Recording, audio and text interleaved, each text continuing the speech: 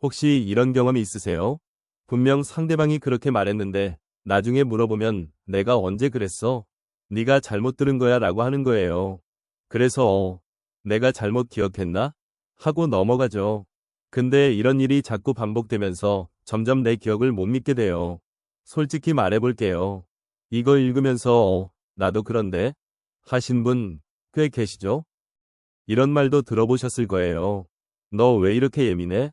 그건 내 착각이야. 내가 널 위해서 하는 말인데 왜 삐쳐? 이 말들의 공통점이 뭔지 아세요? 다 듣고 나면 내가 문제인가? 싶어진다는 거예요. 재밌는 건요. 이런 생각이 드는 순간 이미 뭔가 시작된 거랍니다. 심리학에서는 이걸 가스라이팅이라고 불러요. 2022년 국립국어원 신조어로 등재될 만큼 우리 사회에서 흔해진 현상이죠. 실제로 성인 10명 중 7명이 가스라이팅을 경험했다는 조사 결과도 있어요. 근데 더 충격적인 건요.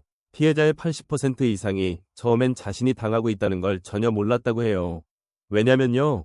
가스라이팅은 티가 안 나거든요. 아주 천천히, 아주 교묘하게 진행되니까요. 잠깐, 가스라이팅이란 말이 어디서 왔는지 아세요? 1944년에 나온 영화 가스 등에서 유래했어요. 영화에서 남편이 아내를 미치게 만들려고 일부러 집안의 가스등을 어둡게 조절해요. 아내가 가스등이 어두워진 것 같아라고 하면 남편은 무슨 소리야? 똑같은데? 너 요즘 이상해라고 하는 거죠. 이게 80년 전 영화인데요. 지금 우리 주변에서도 똑같이 일어나고 있어요. 그래서 가스라이팅이 정확히 뭐냐면요. 심리학자 로빈스턴 박사의 정의에 따르면 타인의 현실 인식과 판단력을 서서히 무너뜨려 자신에게 의존하게 만드는 심리적 조작이에요. 쉽게 말해서요. 내 생각은 틀렸어. 내 말이 맞아를 계속 주입하는 거예요. 근데 대놓고 하면 티가 나잖아요. 그래서 아주 살짝살짝 물이 끓는 줄 모르는 개구리처럼 만드는 거죠.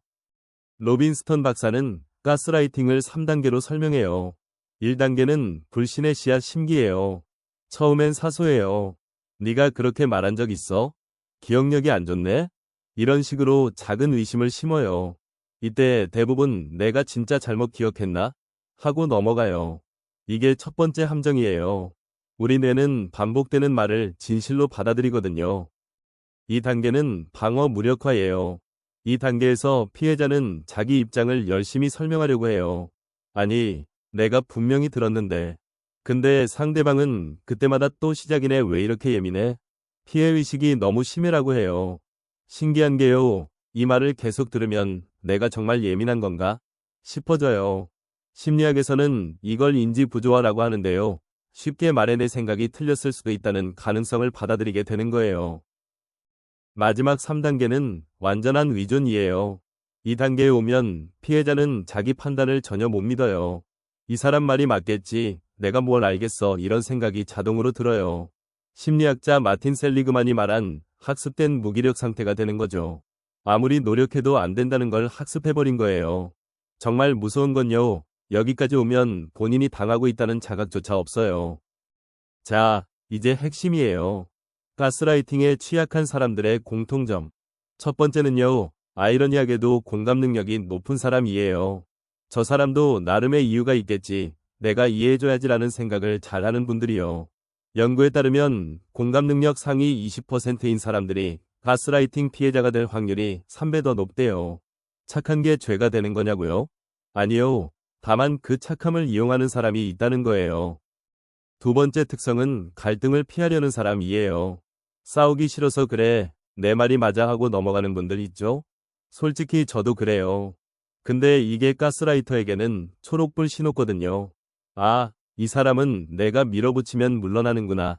심리학에서는 이걸 회피적 갈등 해결 유형이라고 하는데요. 이 유형의 사람들은 자기 의견을 주장하는 것 자체를 나쁜 것으로 느껴요. 세 번째는 타인의 인정을 중요시하는 사람이에요. 저 사람이 날 좋게 봤으면 좋겠다, 미움받고 싶지 않아, 이런 생각이 강한 분들이요. 가스라이터는 이걸 정확히 노려요. 내가 널 제일 잘 아는데 넌 원래 그런 애야라는 말로 정체성까지 흔들어버리죠. 심리학자 에이브러햄 매슬로우가 말한 소속감과 인정 욕구를 교묘하게 이용하는 거예요. 네 번째와 다섯 번째도 빠르게 말씀드릴게요. 평소 자기 자신을 잘 의심하는 사람, 그리고 관계에서 책임감이 강한 사람이에요. 내가 더 잘했어야 했는데 내가 부족해서 그런 거야 라는 생각이 자동으로 드는 분들이요. 이 5가지 특성 혹시 해당되는 거 있으세요? 있다고 해서 문제가 있는 건 아니에요. 오히려 좋은 사람이라는 거죠. 다만 이걸 악용하는 사람을 알아볼 줄 알아야 해요. 실제 사례로 볼게요. 연애 관계에서요. 네가 그 사람 만나서 기분 안 좋았어 라고 말하면 또 시작이네. 너 진짜 집착 심하다라고 하는 경우 있죠? 내 감정을 표현했는데 오히려 이상한 사람 취급을 받는 거예요. 몇 번 반복되면 아예 감정 표현을 안 하게 돼요. 이게 가스라이팅의 전형적인 패턴이에요. 직장에서도 많아요. 분명히 상사가 A로 하라고 했는데 나중에 문제가 생기니까 내가 언제 그렇게 하라고 했어? 라고 하는 경우요. 심지어 네가 맨날 지시를 제대로 안 들어서 문제야 라고까지 해요. 회의록에도 없고 녹음도 없으니까 내가 잘못 들은 건가 싶어지죠. 이런 일이 반복되면 나는 일을 못하는 사람이라는 생각이 굳어져요. 가족 관계에서도 일어나요. 부모님이 네가 어릴 때 그런 적 없어 기억을 왜 그렇게 해? 하시는 경우요. 내 경험과 감정이 계속 부정되면 나중엔 내 어린 시절 기억 자체를 의심하게 돼요. 가장 가까운 사람에게 당하는 가스라이팅이 가장 오래가고 가장 아파요. 그럼 가스라이터는 왜 이런 행동을 할까요? 심리학 연구에 따르면 대부분 자기 자신도 불안하기 때문이에요. 통제 욕구가 강하고 상대방이 자기 곁을 떠날까봐 무의식적으로 의존하게 만드는 거죠. 일부는 나르시시즘 성향이 있어서 자기가 항상 옳아야 해요. 중요한 건요, 이건 그 사람의 문제지 여러분의 문제가 아니에요. 혹시 나도 당하고 있는 건가? 싶으신 분들 계시죠? 간단하게 확인해 볼게요. 그 사람과 대화하고 나면 늘 내가 뭘 잘못했지? 라는 생각이 드나요? 예전엔 자신감이 있었는데 그 사람 만난 후로 자존감이 떨어졌나요? 내 기억이나 감정을 자주 의심하게 됐나요? 3가지 중 2개 이상 해당되면 한 번쯤 그 관계를 객관적으로 들여다볼 필요가 있어요. 대처법 5가지 빠르게 알려드릴게요. 첫째, 기록하세요. 대화 내용, 날짜, 상황을 적어두면 내가 잘못 기억한 건가? 하는 의심에서 벗어날 수 있어요. 둘째, 제3자 의견을 구하세요.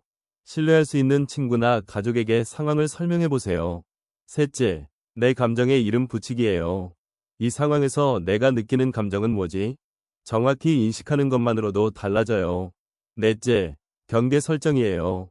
그건 내 생각이고 이건 내 감정이야 라고 분리해서 말하는 연습을 해보세요. 다섯째, 필요하면 전문가 상담을 받으세요. 혼자 해결하려고 하지 않아도 돼요. 여기까지 보신 분들께 꼭 드리고 싶은 말이 있어요. 가스라이팅을 당했다고 해서 당신이 약하거나 부족한 게 아니에요. 오히려 상대방을 믿고 관계를 지키려고 노력했기 때문에 당한 거예요. 그건 당신의 장점이에요. 다만 이제는 그 장점을 악용하는 사람과 진심으로 대해도 되는 사람을 구분할 줄 알아야 해요. 이 영상이 그 시작점이 됐으면 좋겠어요. 마지막으로요, 이 말 꼭 기억해 주세요. 당신의 기억은 틀리지 않았어요. 당신의 감정은 진짜예요. 내가 예민한 건가? 라는 생각이 들 때 그건 당신이 예민한 게 아니라 누군가가 당신의 현실을 흔들고 있다는 신호일 수 있어요. 이 영상이 도움이 됐다면 좋겠어요. 주변에 이런 상황에 있는 분이 계시다면 공유해 주세요. 혼자가 아니라는 걸 알게 해주는 것, 그것만으로도 큰 힘이 됩니다. 구독과 좋아요도 부탁드려요. 다음 영상에서 또 만나요.